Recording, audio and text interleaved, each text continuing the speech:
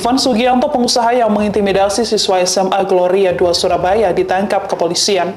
Ivan ditangkap di Bandara Juanda, Surabaya pada Kamis 14 November 2024. Pengusaha klub malam ini telah ditangkap di Polrestabes Surabaya dan ditetapkan menjadi tersangka. Tampak Ivan sudah mengenakan baju tahanan berwarna oranye. Dalam foto, tampak Ivan menandatangani administrasi kala menjalani pemeriksaan. Sebelumnya, Kabid Humas Polda Jawa Timur Kombes Dirmanto juga menuturkan, Ivan ditangkap di Bandara Internasional Juanda oleh petugas gabungan kepolisian dan Satgas Pengamanan Bandara.